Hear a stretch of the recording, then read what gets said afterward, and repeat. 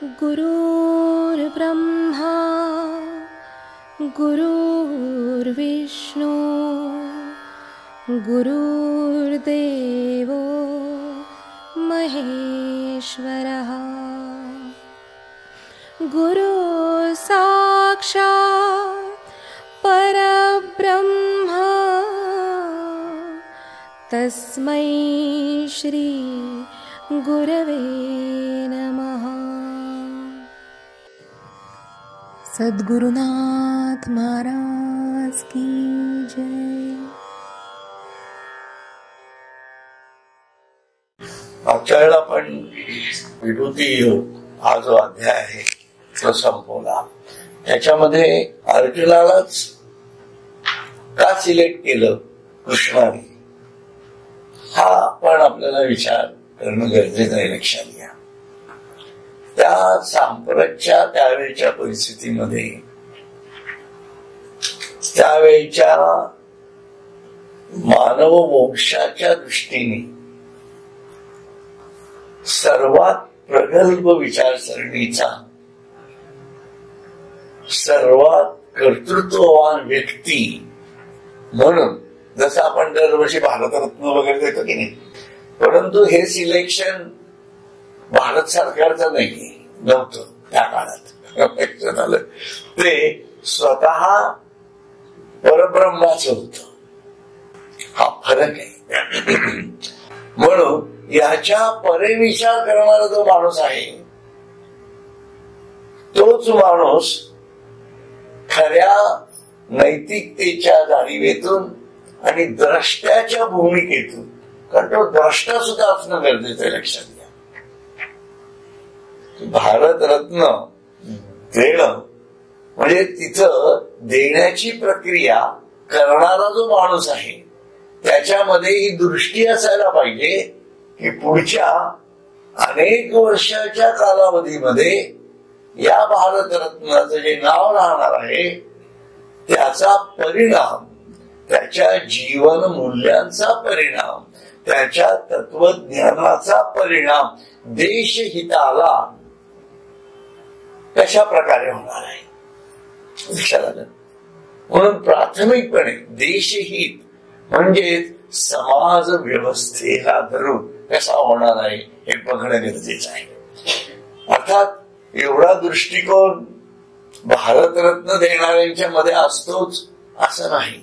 त्याच्यामुळे एखादा कुठला तरी गुण धरून त्याला भारतरत्न देणं म्हणजे ती एका गुणाला फक्त वृद्धी करणं असं आहे. त्याचा संपूर्ण समाज व्यवस्थेवरती, समाजाच्या मूल्यांना वर नेण्याच्या प्रक्रियेला कितपत मदत होते हे ज्याने त्यांनी आपल्या ठिकाणी विचार करून ठरवावं.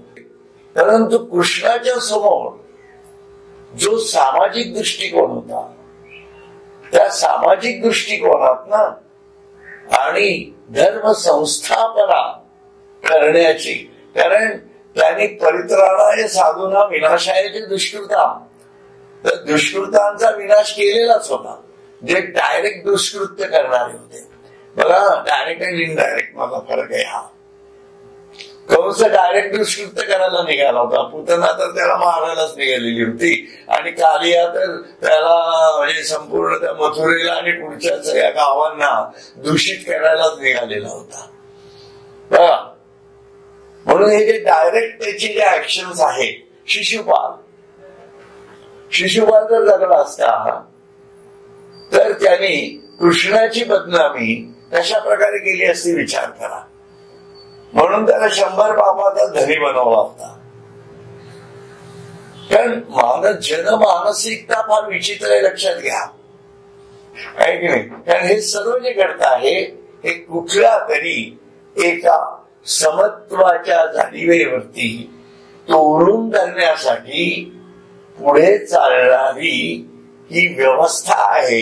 की या व्यवस्थेमध्ये कुठेतरी संग्राम आपल्याला दिसतोय, कुठेतरी अनबॅलन्स दिसतोय. म्हणून सर्व प्रकारचा हा जो अनबॅलन्स आहे हा कुठल्या तरी बॅलन्स कडे चाललेला आहे असं माणसाने समजावं. माणसाने समजावं म्हणण्यापेक्षा ही रचनाच निसर्गाची अशी आहे. म्हणून पूर्ण जरी वाटत असते एखादी गोष्ट आत्ताच्या दिवशी, तरी ती अपूर्णच असते, परंतु ती त्याच्या जागेवर पूर्ण असते. लक्षात ठेवा, आज आपण पूर्ण आहोत ना आपल्या जागेवर. हात पाय तोंड नाक वगैरे जे आपलं काम करायचं आहे, जे काही आपल्याला वाचायचं आहे, जे काही करायचं आहे, याच्यासाठी आपण पूर्ण आहोत. आहे या परिस्थितीमध्ये माणूस म्हणून, पण आपण पूर्ण आहोत का? आपण आहे या स्थितीत पूर्ण आहोत.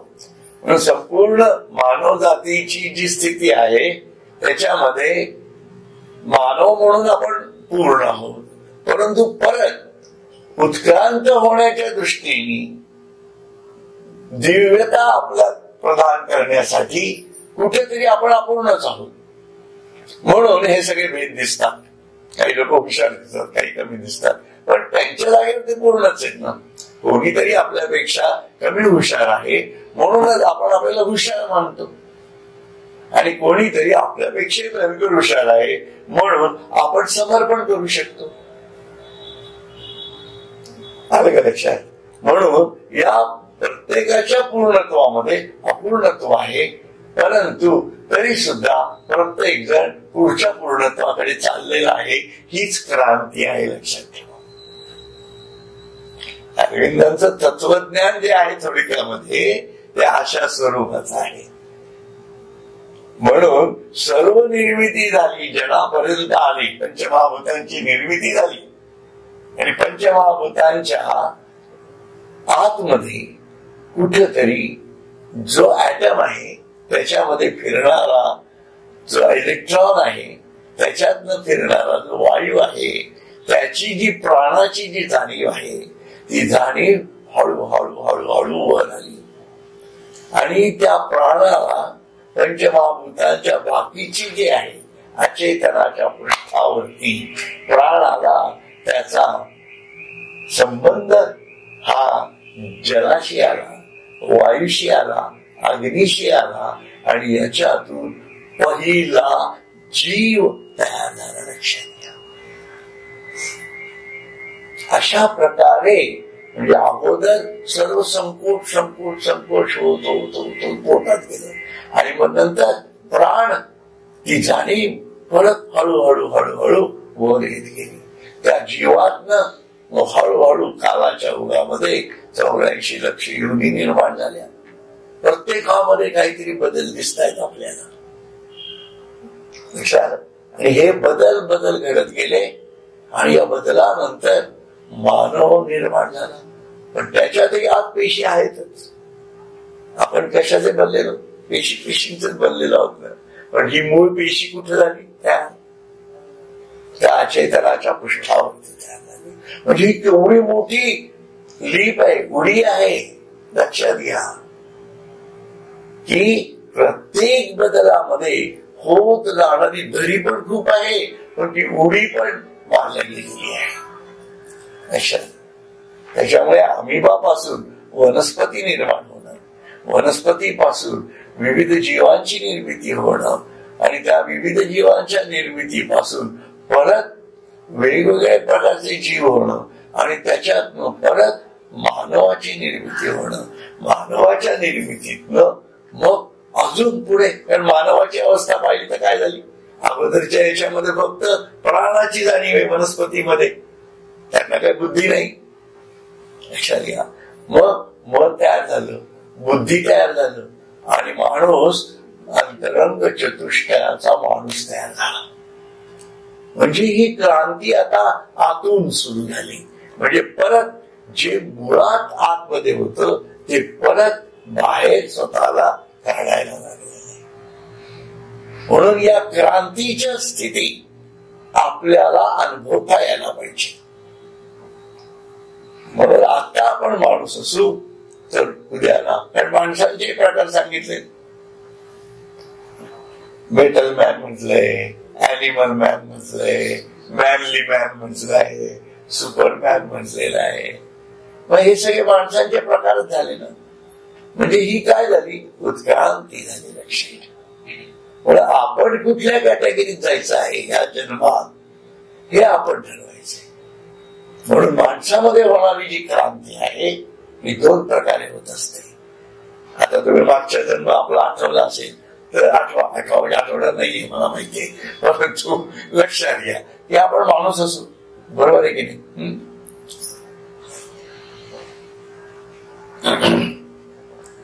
खूप सुंदर आहे ही ओळख, लक्षात घ्या.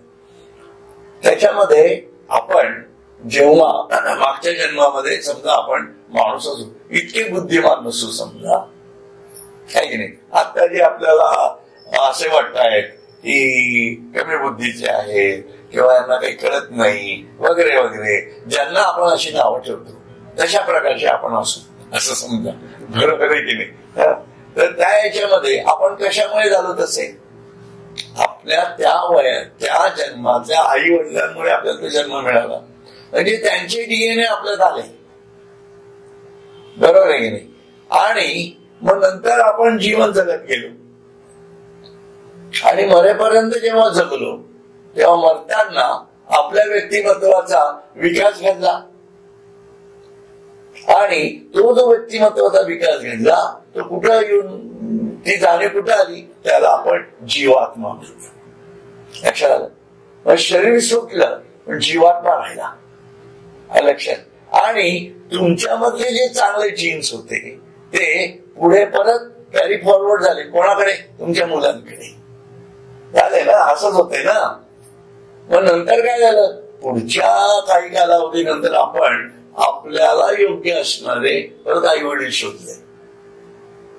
त्या आईच्या गर्भामध्ये पृथ्वीवरील प्रक्रियेप्रमाणे ईश्वरी रचनेप्रमाणे आपला परत त्या आईच्या गर्भात जन्म झाला आणि आपण बाहेर आलो. आणि त्या जन्मामध्ये काय झालं, त्यांच्याकडनं आलेले डीएनए परत आपल्याला आले.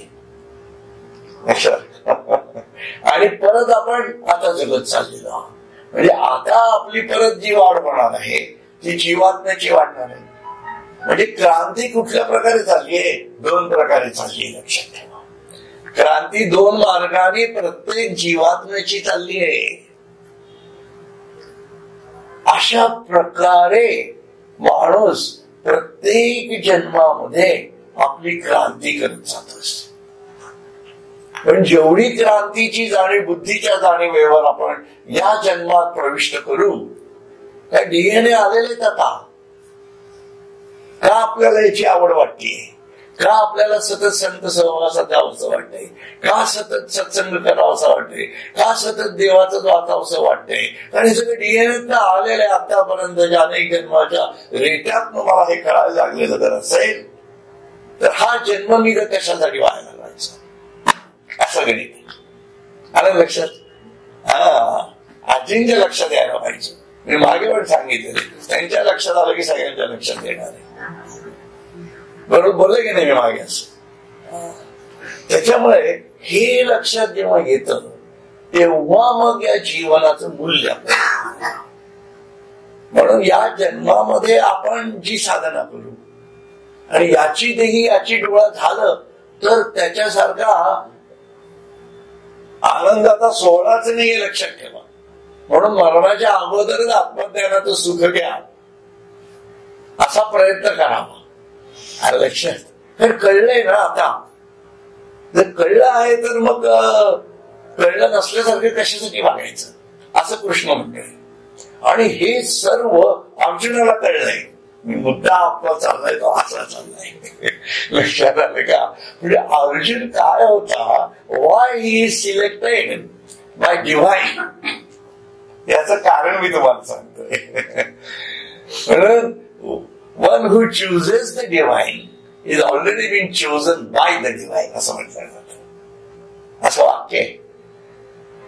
त्याच्यामुळे आपल्याला आवड निर्माण होती याचाच अर्थ परमेश्वराने आपल्याला हाताशी धरलेलं आहे.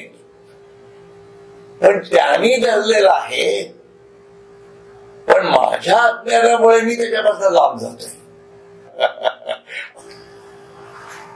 म्हणून हा बरोबर निवडीचा जो प्रांत आहे ना, कारण हे सगळं अर्जुनालाच का हा प्रश्न एवढ्यासाठी. भीष्म होते की, द्रोणाचार्य होते की, स्वतः विदुर होते, त्या सुदामा नव्हता, होता की त्याला सोन्याची लंका, त्याचं सोन्याचं घर करून मोकळं करून टाकलं त्याला. आणि कारण काय, विषय कुठनं का निर्माण झालाय, कारण त्यांनी विनाशाचे दुष्कृताम करून टाकलेलं होतं. आणि आता परित्राणाय साधूंसाठी जी विनाशकारी मानसिकता आहे बघा, प्रकृतीतली दुष्टता डायरेक्ट येऊन समाजावरती जेव्हा घात करते, त्यांना परमेश्वर डायरेक्ट करणार आहे, पण तुमच्या आतमधली घाण कोण काढणार आहे? आतमधली जी दुष्ट प्रवृत्ती आहे, ज्या धृतराष्ट्राच्या याच्यात होत्या, दुर्योधनाच्या याच्यात होत्या, अगदी भीष्मांच्या याच्यात होत्या म्हणण्यापेक्षा कसं होईल की भीष्मांचं व्यक्तिमत्व थोडं वेगळं आहे, परंतु अनुषंगिक प्रारब्धाने अडकलेले होते.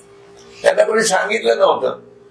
तुम्ही साधा विचार करा, द्रोणाचार्य आणि भीष्माचार्यांना अर्जुनाची माहिती आपल्या कृष्णाची माहिती नव्हती का? They know what was Krishna. आणि कृष्ण शिष्टाईच्या वेळेला कृष्ण आणि त्याचं स्वरूप पण दाखवलेलं होतं, आणि त्याच वेळेला शिशुपालाचा वध केलेला आहे. लक्षात घ्या, कृष्णाची ताकद आणि त्याचं स्वरूप या लोकांना माहिती होतं, परंतु तरी सुद्धा ते त्यांचा पक्ष सोडून आले नाहीत कृष्णाकडे. म्हणजे विनाकारण अज्ञानाचा अहंकार आहे हा. म्हणून मी त्याला अनुषंगिक प्रारब्ध म्हटलंय. म्हणून आसक्ती का सोडायची?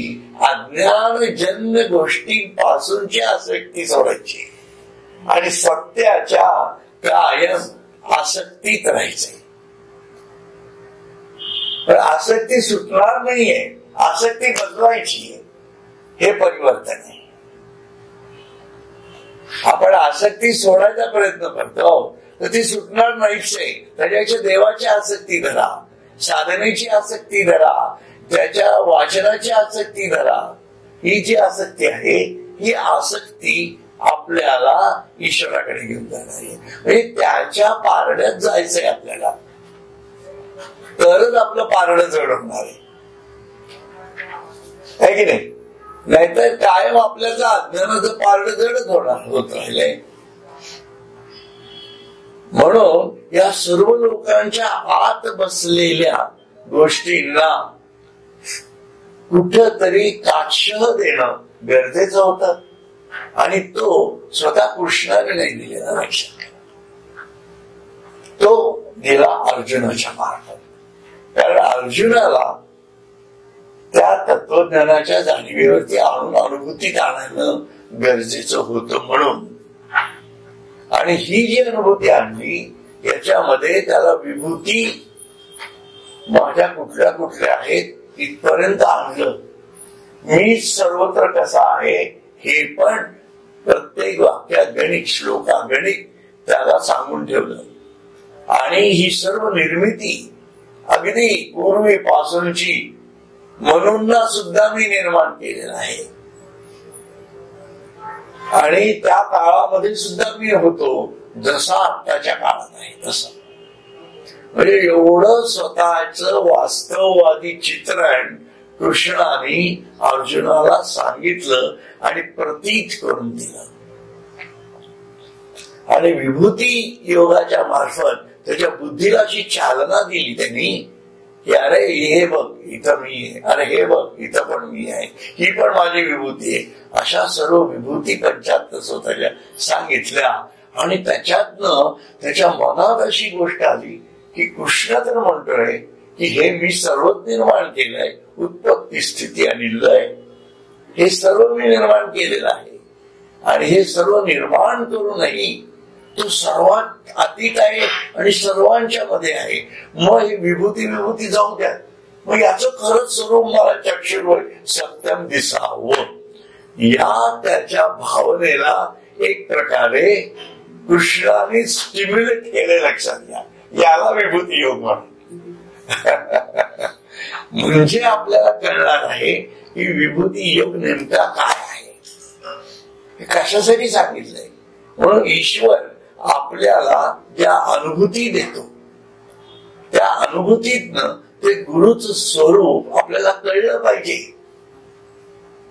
म्हणजे ज्या वेळेला हे वैश्विक स्वरूपाचं वादळ पलीकडे सुरू होतं 10 किलोमीटरवरती आणि आम्ही 10 किलोमीटर अलीकडे होतो, तरी ते वादळ निघून जाणं तुम्ही मानला तर चमत्कार आहे.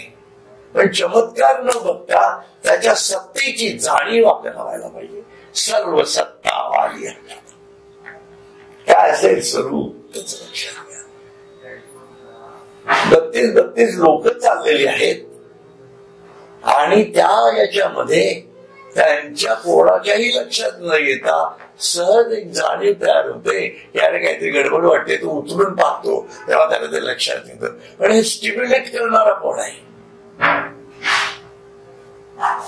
म्हणजे हे अनुभव आहेत ना. अनुभव असून आपण काय म्हणणार की स्वामी तुम्ही अनुभव एवढे दिले देतात, पण तुमचं खरंच स्वरूप मला दाखवा ना. किती सहज अशी अवस्था आहे, लक्षात घ्या. पण याच्यासाठी अग्रबुद्धीची गरज आहे, लक्षात घ्या. आणि ती अग्रबुद्धी तयार करत करत 9व्या अध्यायापर्यंत कृष्णाने अर्जुनाला आणलंय, लक्षात घ्या.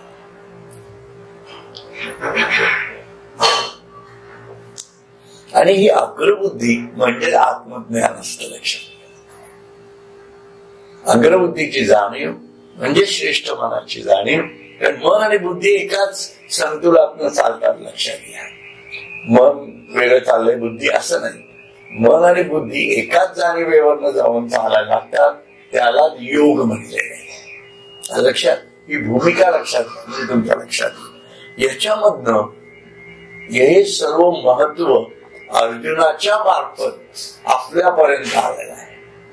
कारण इतके हजारो वर्षापूर्वी त्याला जो भारतरत्न मिळाला, जगतरत्न असं म्हणून, जिथला हा पॉइंट सुरू केला मी, तो का निवडला गेला, तो त्याचा परिणाम आपल्यापर्यंत येऊन पोहोचलाय ना. ती गीता आजही लोकांना एवढं मार्गदर्शन करते ना. म्हणून कोणाला निवडलं कशासाठी हे आपल्या लक्षात यायला पाहिजे. अशा प्रकारे या गीतेकडे आपल्याला बघता यायला पाहिजे. हा खूप वेगळा दृष्टिकोन लक्षात घ्या. आणि हा आपण आपल्या याच्यातनं बघता यायला पाहिजे आपल्याला. नाही तर गीता अर्थ सांगतायत लोक, नाही असं नाही, चुकीचं आहे असंही माझं म्हणणं नाही, पण दृष्टिकोन आणि त्याचं ऍप्लिकेशन एक लक्षात घ्या. हे सगळं इंजिनिअरिंग आहे आणि आपल्या जीवनाचं इंजिनिअरिंग आहे. तुम्ही बायका आहात, तुम्ही किती शिकला आहात, जास्त शिकला, याचा काही संबंध नाही आहे या इंजिनिअरिंगशी, परंतु ऍप्लिकेशन आहे. म्हणून इंजिनिअरिंगचा जर कुठलाही विषय धरला तर तुम्हाला लक्षात येईल की त्याच्या ऍप्लिकेशनवर महत्व असतं. मॅथमॅटिक्स असतं तिथं, पण अप्लाइड मॅथमॅटिक्स असतं. फिजिक्स असतं तिथं, पण अप्लाइड फिजिक्स असतं. थर्मोडायनामिक्स सुद्धा असतं, पण अप्लाइड थर्मोडायनामिक्स असतं. म्हणून सर्व गोष्टी ऍप्लिकेशन बेस्ड असतात, त्याला इंजिनिअरिंग म्हणतात. म्हणून ऍप्लिकेशन बेस आपल्याला जीवनात आणता यायला पाहिजे, नाही तर काहीच उपयोग नाहीये. ही भूमिका लक्षात ठेवून हा अध्याय 11व्याकडे आपल्याला आता बघायचंय की या 11व्या अध्यायामध्ये अर्जुनाने त्या स्वरूपाला कशा प्रकारे पाहिलं असेल. ही भूमिका फक्त मी प्राथमिक सांगितली, विषय पुढे येईल. उद्याचंही लेक्चर, परवाचंही लेक्चर होईल, त्याच्याही पुढचं, पण नंतर खरं त्याला या संपूर्ण विषयाला आधार आहे. कारण ज्ञानेश्वरांची मांडण्याची स्टाईल खूप वेगळ्या प्रकारची आहे, लक्षात. पण भूमिका मी तुम्हाला सांगितली आणि अर्जुनाला कुठपर्यंत आणलेलं आहे हे समजणं म्हणजे आपण तिथपर्यंत पोहोचणं. आपण जर तिथपर्यंत नाही पोहोचलो तर पुढचं कळणारच नाही. विश्वरूप दर्शन भारी भारी भारी खरंच, आणि ते खोटंच वाटणार आहे आपल्याला, हेही लक्षात घ्या. आपण कधीच पाहिलेलं नाही. जे आपण पाहिलं नाही ते खोटं असतं. साधं लॉजिक आहे की नाही. अशा दृष्टीने म्हणून आता यावरी एकादशी कथा आहे दोही रसी. अरे मी ते म्हटलं नाही का आपण, मी माझे मावळ म्हटलं ना. हा मला वाटलं ते राहिलं. आता यावरी एकादशी कथा आहे दोही रसी जेथ पार्था विश्वरूपेसी होईल भेटी. यानंतर आता इथे अर्जुनाला विश्वरूपाचे दर्शन होणार आहे. त्या 11व्या अध्यायातील कथा भागात 2 रस मुख्यतः व्यक्त झालेले आहेत. म्हणून हे 2 रस कसल्या प्रकारचे आहेत हा थोडा भाग मागच्या पाहिला होता, पण तिथनं सुरुवात करू परत आपण. जेथ शांतीची घरा अद्भुत आला आहे पाहुणेरा आणि येराही रसा पांती करा जाहला मान. याप्रमाणे या अध्यायात शांत रसाच्या घरी अद्भुत रस हा पाहुणचाराला आला आहे असे दिसेल आणि इतरही रसांना त्यांच्या पंक्तीस पाहुणचार घेण्याचा मान मिळणार आहे. हा भाग आपण पाहिला होता. त्याच्यामध्ये शांती, अद्भुत आणि शांत रस हे 2 रस मुख्यत्वे करून या अध्यायात आहेत. पण त्याच्यातनं आपल्यामध्ये विविध रसही निर्माण होतात. ज्याप्रमाणे जेवण करताना आपण जसं म्हणतो आजचा मुख्य पदार्थ काय, आपण म्हणतो आज पुरणाची पोळी आणि त्याची गरम गरम पोळी आणि त्याच्यावर तूप आणि थोडीशी भजी. शांत आणि अद्भुत. बरोबर आहे की नाही.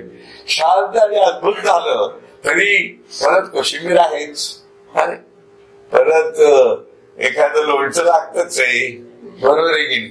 परत बटाट्याची भाजी असू द्या थोडी. आणि काय बटाट्याची भाजी केल्यावर मग काय एखादी मग पुऱ्या तरी करा किंवा गरम पोळी वाढा, कुरडई पापडी पाहिजे. हे सगळं लागतंय. कटाची आमटी हे विसरलो मी. काही नाही म्हणजे शांत रस असला तरी कटाची आमटी लागतीच बघा. पुरणपोळी हा जरी मुख्य भाग असला तरी बाकीच्या गोष्टी लागतात. ही भूमिका असते.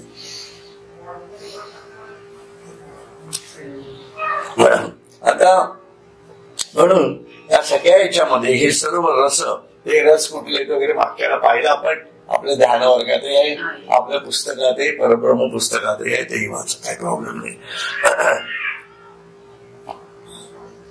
आणि शांती काय म्हणतात माहिती का, पुढे पुढे गेलो.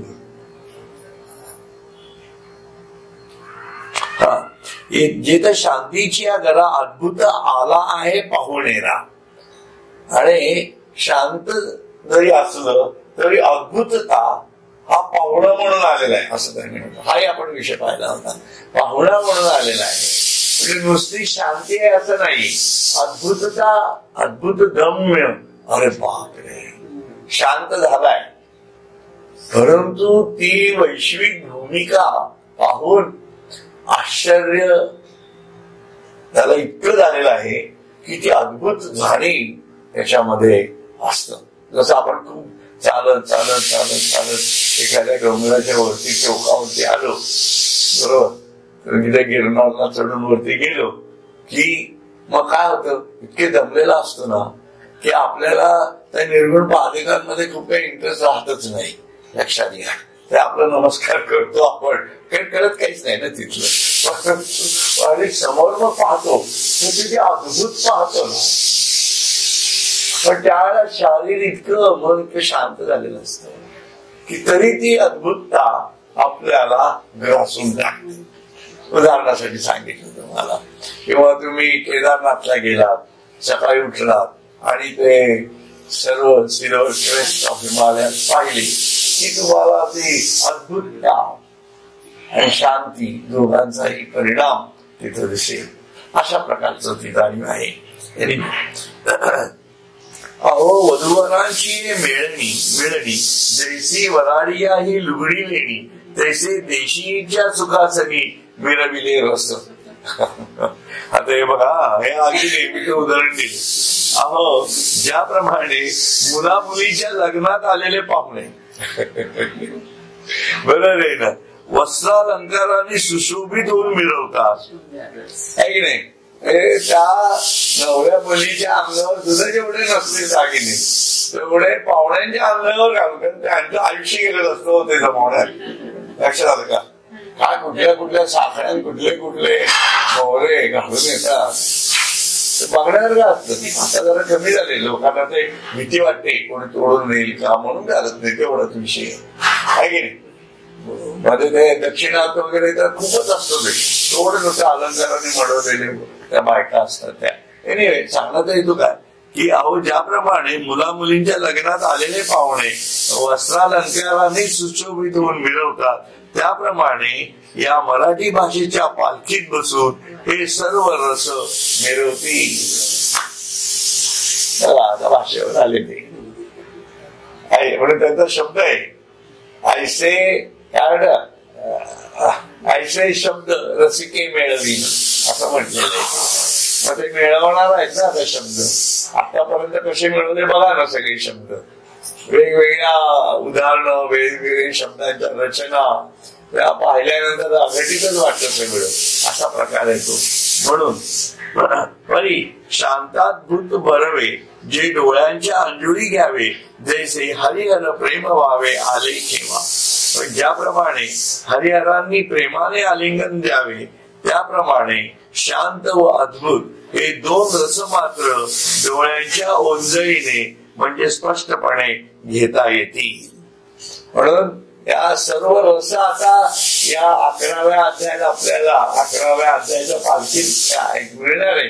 परंतु महत्वाचे कुठले आहेत तर शांती आणि अद्भुत हे दोन रस मात्र डोळ्यांच्या ओंजळीने आपल्याला स्पष्टपणे घेता यायला पाहिजे असं त्यांना म्हणायचंय. म्हणून डोळ्यांच्या, आता डोळे म्हणजे वाचता यायला पाहिजे पहिली गोष्ट. दुसरी गोष्ट, मन आणि बुद्धीलाही डोळे फुटले पाहिजे. दृष्टीशी फाटा फुटे म्हणजे कशाला फुटला पाहिजे? मनाला आणि बुद्धीला. म्हणून ती अग्रबुद्धी तयार झाल्याशिवाय आपल्याला ती शांत आणि अद्भुतता त्यातली समजणं अवघड लागणार आहे. म्हणून ती ऑलरेडी 10व्या अध्यायापर्यंत विभूतीनं दाखवत आणलंय ना, म्हणजे ती दृष्टी प्राप्त झाली आहे ना. म्हणजे आपण आता जे मागच्याला म्हटलं मी, आपल्या घरातल्या लोकांची आपण ते विभूती आहेत असं बघायला लागलेलो आहोत ना, हो की नाही. मग कोणी असो, मुलं बाळ असो, नवरा असो, बायको असो किंवा सासू सासऱ्या, मित्र असो, सर्व अद्भुत आहेत असं वाटलं तर पाहिजे ना आपल्याला. ही भूमिका आहे त्याची. म्हणून तरी अवसेच्या दिवशी भेटली बिंबे दोन्ही सरसी, देवी एक वेळाच रसी केला येत. किंवा अमावस्येच्या दिवशी ज्याप्रमाणे सूर्यबिंब व चंद्रबिंब ही दोन्ही बिंबे मिळून जातात, त्याप्रमाणे या अध्यायात दोन रस एकत्र मिळालेले आहेत. बरोबर ना. अवसेला काय चंद्र आणि सूर्य एकच झालेला आहे, म्हणजे अंधार आणि प्रकाश दोन्ही एकच झाले.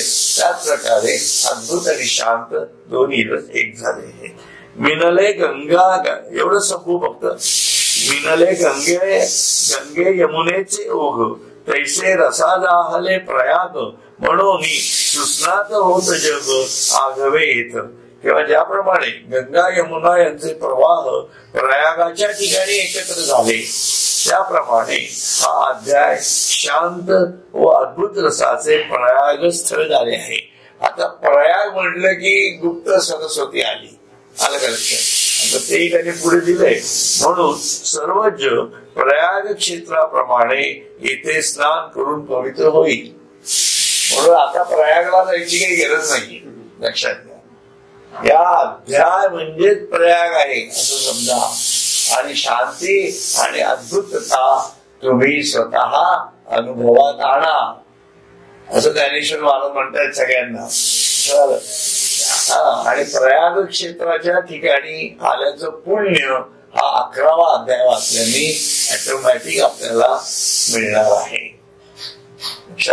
त्याच्यामुळे केशदान करतात प्रयाग क्षेत्री, तुम्हाला माहिती असेल तर. पण ते कशाचं लक्षण आहे? आपल्यामध्ये वैराग्य येण्याचं लक्षण आहे, लक्षात ठेवा.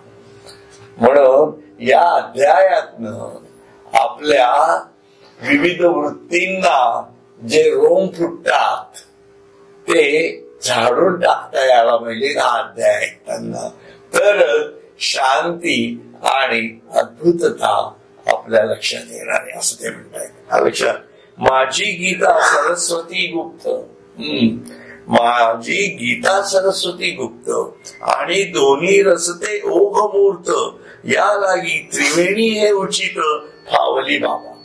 म्हणून याला त्रिवेणी संगम का म्हटलं त्याचं कारण त्यांनी इथं दिलंय. ते म्हणतात ज्याप्रमाणे प्रयागाच्या ठिकाणी गंगा यमुना दिसतात पण सरस्वती गुप्त आहे, तसं नदीचा संगम होऊन म्हणजे या 3 नदींचा संगम आहे तिथं, म्हणून त्याला प्रयाग म्हणतात. हे त्रिवेणी संगमाचे स्थान झाले आहे. त्याप्रमाणे या अध्यायातही शांत व अद्भुत म्हणजे गंगा आणि यमुना हे दिसणार आहेत आपल्याला, बरोबर. या 2 रसांचे प्रकट प्रवाह असून त्यामध्ये भगवंताची गीता रूप रसाळवाणी रूपी सरस्वती नदीच्या गुप्त प्रवाह असल्यामुळे बाप हो हा अध्याय म्हणजे योग्य असा त्रिवेणी संगमच झाला आहे असं ज्ञानेश्वर महाराज म्हणताय. म्हणजे हे जे शब्द येत आहेत सर्व हे गुप्त प्रकारचे एक प्रकारे म्हणजे आपल्याला हे सर्व गुह्य कळलं पाहिजे. कारण गुप्तता आली सरस, कारण गीता गुप्त म्हटलंय त्यांनी. म्हणजे नुसते शब्द वाचून कळणार आहे का आपल्याला? त्याच्या गूढार्थात शिरावं लागणार आहे. आणि जोपर्यंत त्या गूढार्थात शिरत नाही आपण तोपर्यंत गंगा यमुना कशा चालल्या आहेत हे कळणार नाही. आणि तोपर्यंत प्रयागा ठिकाणी आपण आलो आहोत हे प्राथमिक कळणार नाही. आणि स्नान करणं हे त्याच्यानंतरची गोष्ट आहे, लक्षात ठेवा. या 3 स्टेप झाल्या ना. म्हणून त्याच्या अर्थवाहिकतेमध्ये आपल्याला गूढार्थात शिरलं पाहिजे. त्याचप्रमाणे आपल्याला त्यात गंगा यमुना कशा आहेत हेही कळलं पाहिजे. म्हणजे त्याचं रौद्र स्वरूप काय आहे आणि त्याचं शांत स्वरूप काय आहे या दोन्ही गोष्टी कळल्या पाहिजे. हे कळल्यानंतर मग आपल्याला कळणार आहे अरे चा मी प्रयागासाठी आलोय. जसं गाडीत आपण रेल्वेने जातो काशी प्रयागला आणि बराच काळ गेल्यानंतर आलं की नाही प्रयाग अजून म्हणजे जेव्हा येतं हा आलं प्रयाग आहे की नाही. ही जी भावना आहे ती भावना तेव्हा येणार आहे आणि मग सर्व अंगावरचे अज्ञान काढून मग डुबकी मारायची. मग ऍप्लिकेशन सुरू करणार. एवढी मोठी भूमिका आपल्या लक्षात यायला पाहिजे. या एका वाक्यात एवढं ज्ञानेश्वर बोलतायत बघा, आहे की नाही. असं इथे एथ श्रवणाचीनी द्वारे त्यांनी स्पष्ट केले.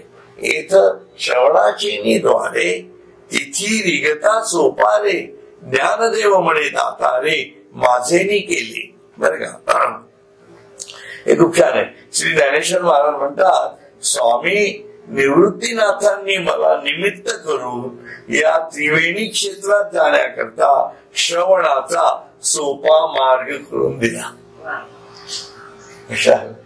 म्हणून निवृत्तीनाथांनी मला सांगितलं की हे तू श्रोत्यांना ऐकव. म्हणून श्रवणासाठी मला लोकांच्या श्रवणासाठी मला त्यांनी उद्युक्त केलं आहे आणि त्यांनी निमित्त केलं आहे. म्हणजे शेवटी गुरुच सांगणारे सर्व लक्षात ठेवा. केवढा वेगळा भाव आहे ना हा. म्हणून त्यातले रसही मला त्यांनी दिलेले आहेत आणि ती शब्द योजना पण कशा प्रकारे व्हायची गीतेची हे पण सूत्र त्यांनी माझ्याकडे दिलेलं आहे. तीरे संस्कृताची गहने पुढे ते वर्णन करतात सद्गुरूंनी मला काय दिलंय त्याच. तीरे संस्कृताची गहने तोडोनी मराठी शब्द सोपाने रचिली धर्म निधाने श्री निवृत्ती देवे. म्हणून संपूर्ण धर्माची ठेव अशा श्री निवृत्तीनाथांनी या संगमाच्या तीरावरील मूळच्या संस्कृत भाषेची दुर्गम अरण्ये तोडून मराठी शब्दरूपी पायऱ्या बांधल्या. आता हे आपल्याला आतापर्यंत ज्ञानेश्वरांचं हृदय काय आहे कळलंच नाही. अशापर्यंत येऊन पोहोचलो आपण. 10-11 अध्याय झाले तरी. म्हणजे काय याचा अर्थ होतो की निवृत्तीनाथांनी ज्ञानेश्वरांना हे सगळं कशा प्रकारे सांगितलंय. म्हणजे काय म्हणतो आपण त्याला, we talks in volumes but in silence. ही जी अनुभूती आहे हीच अनुभूती निवृत्तीनाथ आणि ज्ञानेश्वरांच्या बाबतीत आहे. बघा ते दोन भाऊ, इकडं भाऊ ध्यानाला बसलाय, गुरु ध्यानाला बसले, आणि इकडं शिष्य ध्यानाला बसले. बघा विचार करा. म्हणून मी म्हटलं ना की नाथ परंपरेचं जे सूत्र आहे ही 1 to 1 कॉम्बिनेशन आहेत. त्याच्यामुळे आपल्या सद्गुरूंच्या तिथं जाऊन आपण ध्यानाला बसणं हे किती अगत्याचं आहे. आणि त्याच्यासाठी ज्ञानेश्वरांचं हृदय करता यायला पाहिजे ना. प्रॉब्लेम तिथे येतो. आपण सद्गुरूंच्या तिथं जाऊन ध्यान करतो, नाही असं नाही, परंतु ज्ञानेश्वरांचे हृदय आपल्या जवळ नसतं. कारण ती जाणीव आपण त्याप्रमाणे जीवन आपलं मांडलेलं नसतं. त्यामुळे कितीही सद्गुरूंच्या जवळ जवळ ध्यान केलं तरी वैराग्य येतच नाही लक्षात. पण रामदास स्वामींनी खूप मस्त खूण सांगितलेले. काय म्हणतात माहितीये का, की ज्या व्यक्तीला सद्गुरूचं सान्निध्य प्राप्त झालेलं आहे अगदी भौतिक स्वरूपातलं, आणि तो वर्षानुवर्ष जर सद्गुरूच्या सान्निध्यात आहे, म्हणजे सेवेकरी बांधणीबद्दल सांगतात. संतांची सेवा करणारी लोक असतात, परंतु त्यांच्यामध्ये जर वैराग्य निर्माण झालं नाही तर त्यांची सेवा फुकट गेली असं समजा. खूप कठीण वाक्य आहे.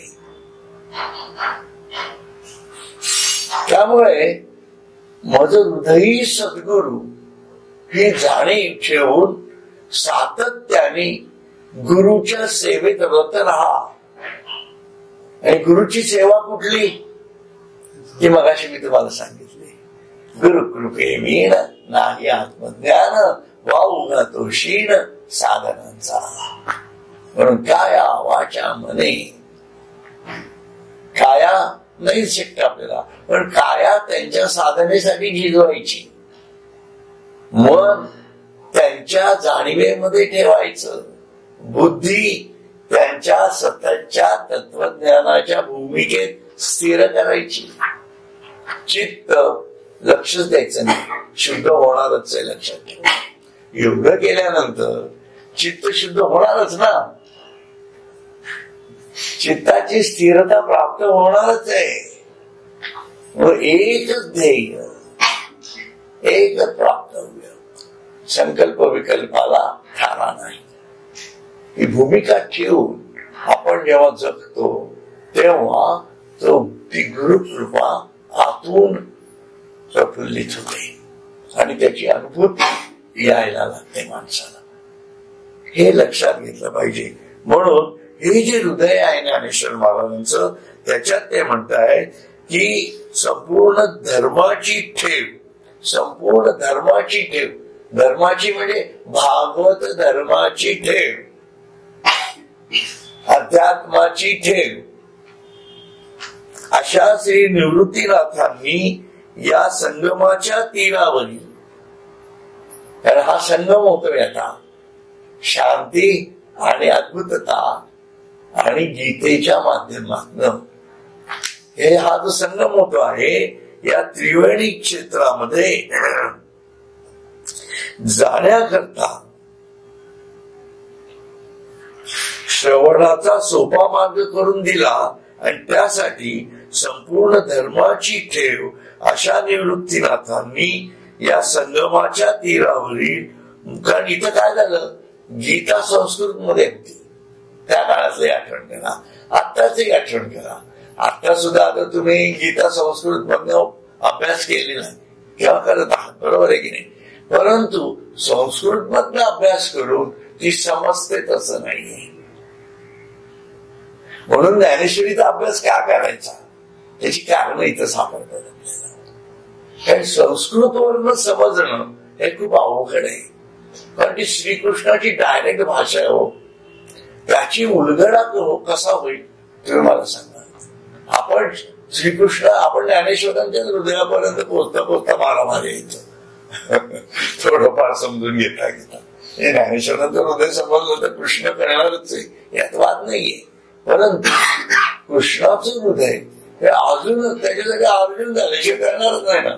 किंवा ज्ञानेश्वर आपल्या हृदयाला समजतील असं तरी सांगताय, आहे की नाही.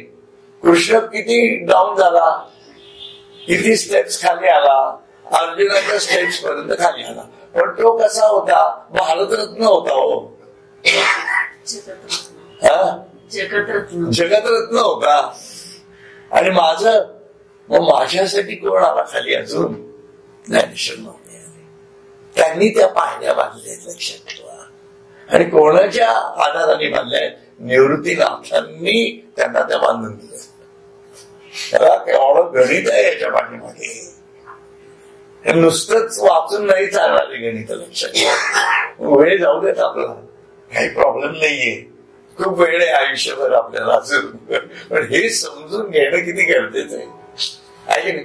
म्हणून या संगमाच्या तीरावरील मूळच्या संस्कृत भाषेची दुर्गम अरण्ये तोडून तीरे संस्कृताची गहने तोडोनी मराठी शब्द सोपाने रचिली धर्म निदाने श्री निवृत्ती देवी. म्हणून मराठी शब्द रूपी पायऱ्या बांधल्या.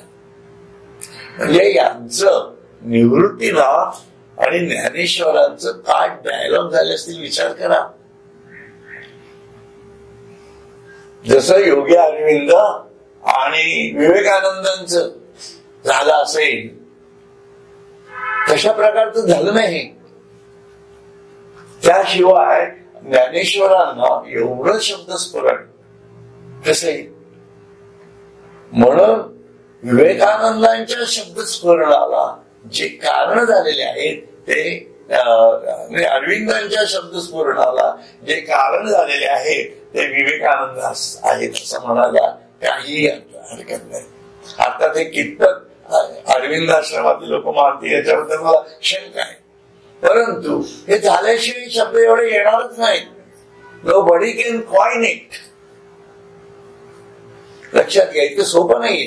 आणि उपनिषदांचे अर्थ, भगवद्गीतेचे अर्थ योगी अरविंदांना विवेकानंदांनी सांगितलेले लक्षात घ्या. याचा मला काही त्यांचे कमी जास्त या विषयात म्हणायचं नाहीये, पण समजून घेतलं पाहिजे ना. अरे मला योगी अरविंदही कळत नाहीयेत आता, मग मला हे कुठून तरी समजून घेतलं पाहिजे ना. मी जरी समजूनच नाही घेतलं तर कळणार कसं. लक्षात ही भूमिका आहे त्यातली, हे खूप सुंदर आहे. म्हणून त्यांनी शब्दरूपी पायऱ्या बांधल्या. म्हणून भलतेने येत सद्भावे नहावे, प्रयाग माधव विश्वरूप पहावे, ये तुलेनी संसारासी द्यावे तिळोदक. बघा, म्हणून कोणीही येथे सद्भाव धरून स्नान करावे. पायऱ्या करताना कसं करतो आपण, पायजमावर करतो, बरोबर आहे ना. आणि हळूहळू सद्भावानी तिथं त्या कृष्णा नदीला, गंगेला आपण नमस्कार करायला जातो. बरं, स्नान करावे, सद्भावे धरून स्नान करावे. व या प्रयागातील माधव, बघा या प्रयागातील माधव जे विश्वरूप त्याचे दर्शन घ्यावे. म्हणून हा जो संपूर्ण प्रयाग आहे अद्भुत शांत रसानी गीतेच्या आधाराने तिच्या पायऱ्यांनी आपण उतरत जाऊन त्या प्रयागात बुडायचा आहे आणि हा संपूर्ण माधव त्याचं विश्व स्वरूप आपण बघायचं आहे. खूप सुंदर संकल्पना आहे, लक्षात घ्या. दर्शन घ्यावे एवढ्यानेच त्यांना संसाराचा निराश करता येईल. काय पाहिजे? एवढ्यानेच संसाराचा निराश करता येईल. एवढं महत्व या संपूर्ण अध्यायाचं आहे, लक्षात ठेवा. अत्यंत सुंदर अशी ही रचना आपण आता पाहिली.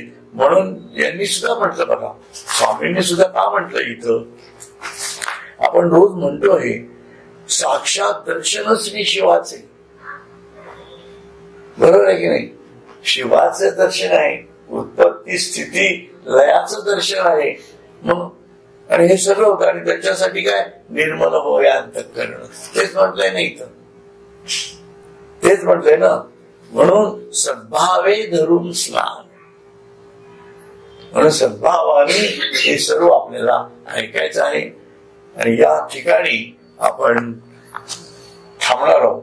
म्हणजे पुढच्या वेळेला ही अद्भुतता अजून थोडी वाढवू आणि नेमक्या अध्यायाला पुढे सुरुवात करूया. हरिओम.